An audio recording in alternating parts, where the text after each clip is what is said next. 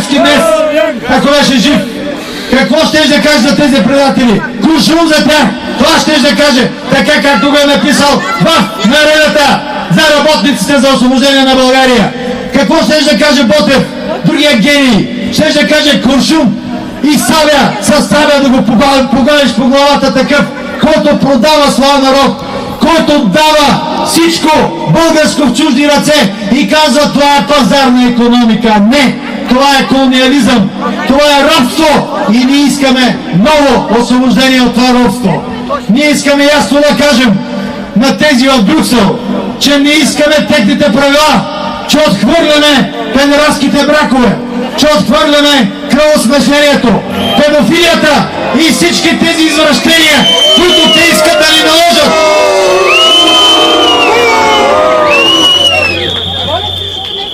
Ние искаме ясно да кажем на всички объркани мозъци, които днеска шетат в България и в София, които свиркат с свирки с дудуци и се правят на ранобудни, а всъщност са дълбоко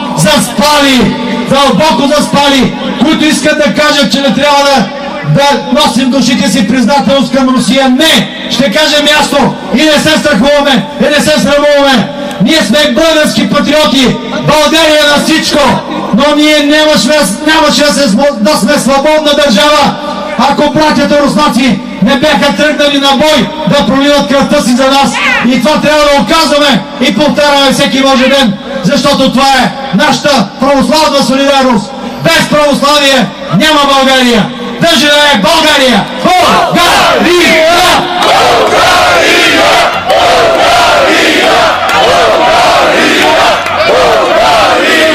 България!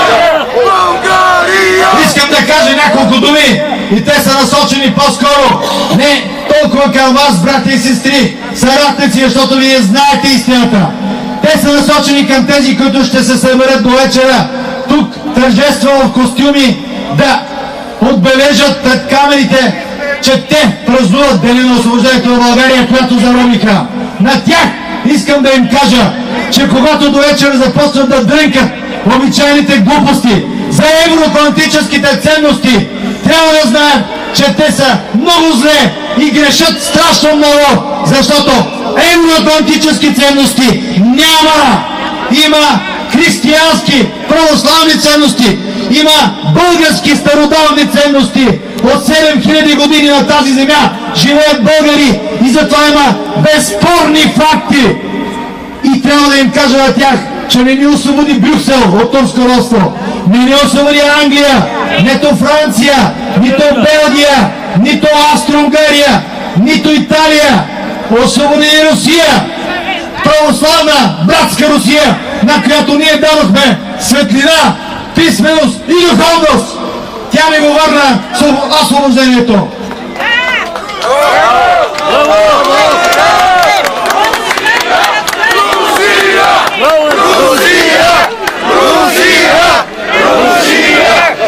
И на тези папагали, които до вечера ще говорят за евроинтеграцията, искам да им кажа, че западноевропейските консули тук в България са давали помощ на султана, ако се наложи военна помощ, когато нашите борци на свобода са измирали срещу турското робство.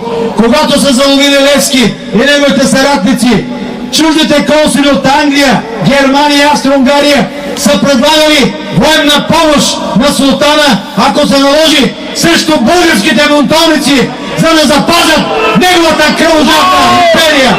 Позор! Позор и позор!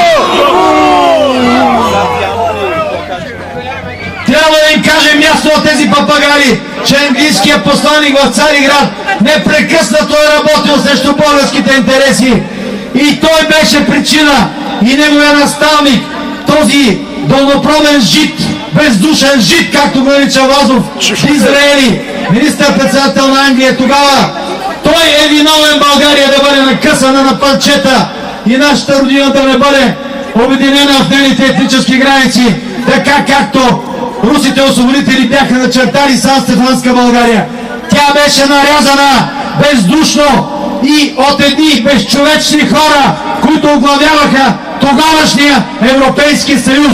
англичани, французи, германци, на тях не им пукаше и сега не им пука за България. Няма какво да си правим илюзии. Скъпи брати и сестри, сега когато идват избори за Евросъюз, за Европарламент, ние трябва ясно да кажем на европейските структури, че не приемаме техните извращения, че не искаме в България да има гей бракове, че не искаме да се узаконява кръвосмешението, както искат Комбендит, някаква госпожа Грюн от Швеция и всякакви други изроди, които са евродепутати в момента и настояват да се легализират браковете между мъж и мъж и жена и жена. Ние това в България няма да го позволим!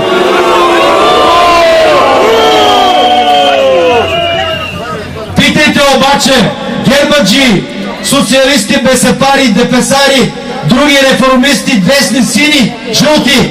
Питайте ги какво е тяхното мнение по този въпрос, защото когато предложихме да има санкции за педерастските паради, които опозорят София и които ги водеше един Кол, един паляч, американският посланик, този, забравих името, той Уорлик, той даже не заслужава да упомним името, този шут.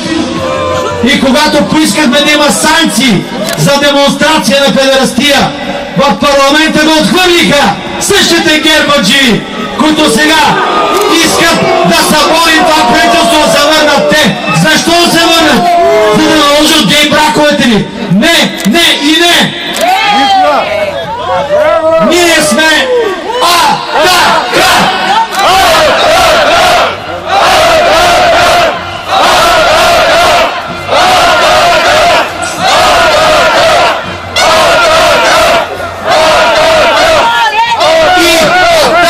Казва ясно не на гей брака! АТАКА!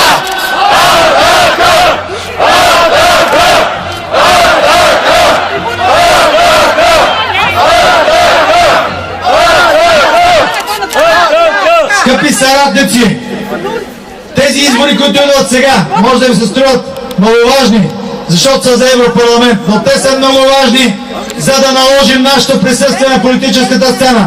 Тъй като срещу нас работи един гигантски заговор, срещу нас са прегнали всякакви средства, ресурси, държавната машина, чужди фактори, вътрешни предатели, българофоби. Те работят заедно, медии, социолози, агенции, да мачкат Атака и да представят нещата така, че Атака си отива, че тя залязва и повече няма да има. Колко пъти сме го чували това, обаче не е с вас. И колко пъти Атака е доказала, че не е загинала и няма да загине, защото Атака се храни от силата на българския дух.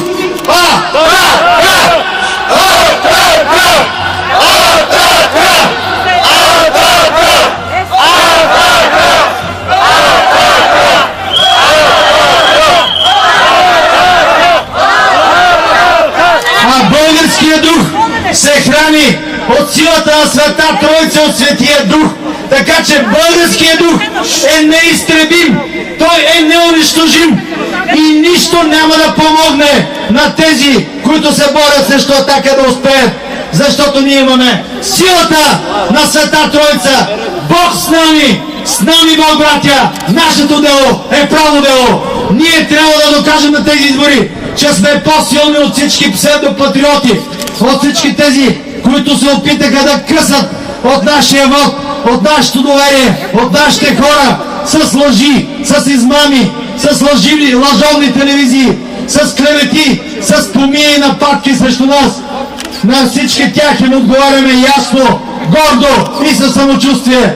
Няма да успеете, защото не се гаси, той що не гасне. Няма да успеете и няма никога да погребете.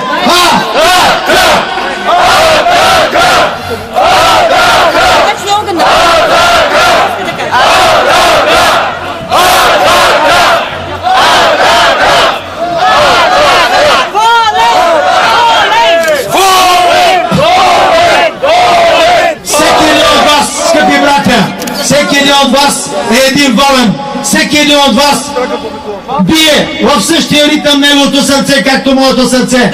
Ние сме нещо единно. Ние сме нещо много страшно за тях.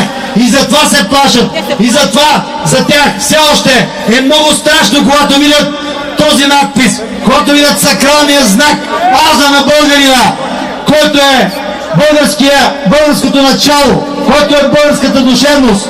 И когато видят този знак, и когато видят този надпис, те се гърчат от страх, защото знаят, че зад нас е силата на българския дух и тя никога не може да бъде победена. Вярвам във всеки от вас и знам, че всеки един от вас е бойна единица, която ще работи така, че на тези избори ние ще докажем, че сме номер едно, че сме най-автентичната, най-истинската, най-българската, най-човешката партия, най-народната партия и се казваме как?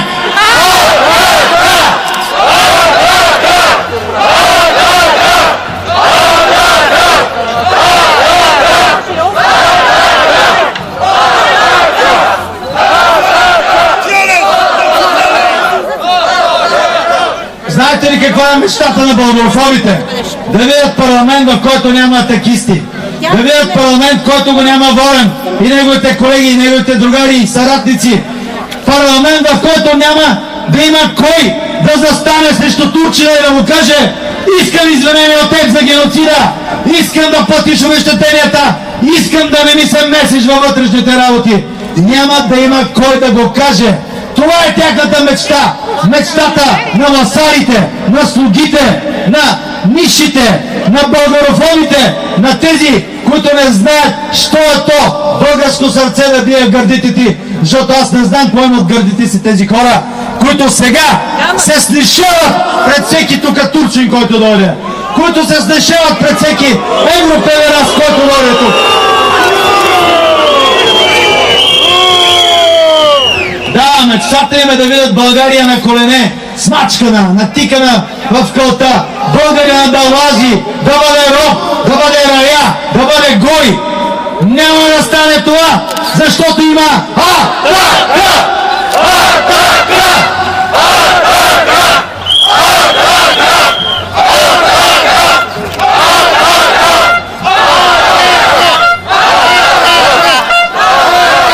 Надявайте се, българовразци, Волен да се умори, да клекне, да падне на колене. Няма да го видите, няма да го живеете този миг, защото, брате и сестри, аз имам вашата сила и вашата енергия. Да живеете, да сте живи, да сте здрави, обичани от сърце. И вие сте моята сила, вие сте моя живот.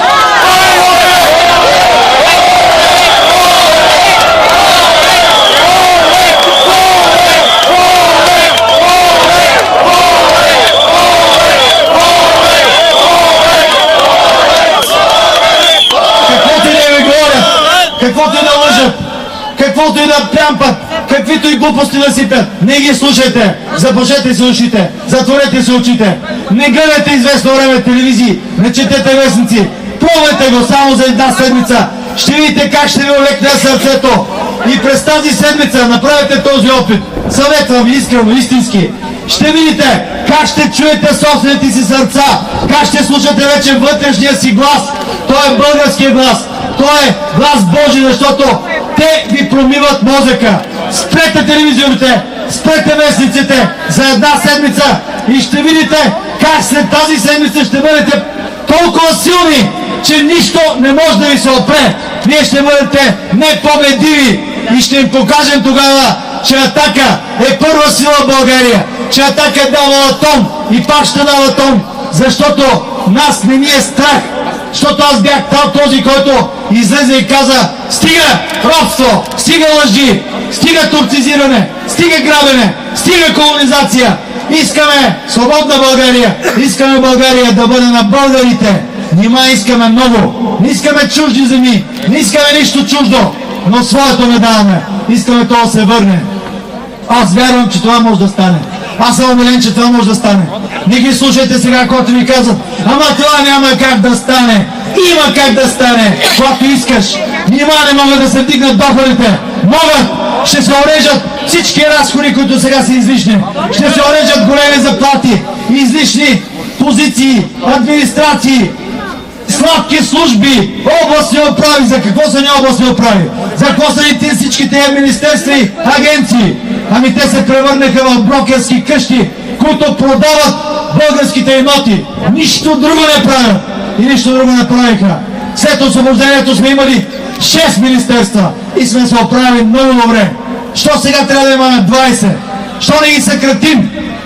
Ето това предлагаме ние. И сме го предлагали, и сме го вкарвали и в парламента. Ето ги в вестниците, които сега отпечатахме, там пише ясно какво предложи Атака. Ние предложихме и партийните субсидии да бъдат спрени. Ние предложихме да работят депутатите и без заплати. Защо да не си дават своя труд безвъзмездно? Нали обичат България? Нали всички се кълнем в народа и България? Хайде да поработим малко е така безплатно за тая България.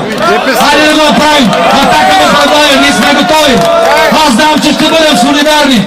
Никой от нас няма да го закъса, няма да бъде гладен и жаден, защото ще си помагаме, така както си помагахме сега, последните години, както сега помагахме на бедстващи хора. Няма да соча, няма да ги показвам, защото казано е на правителството.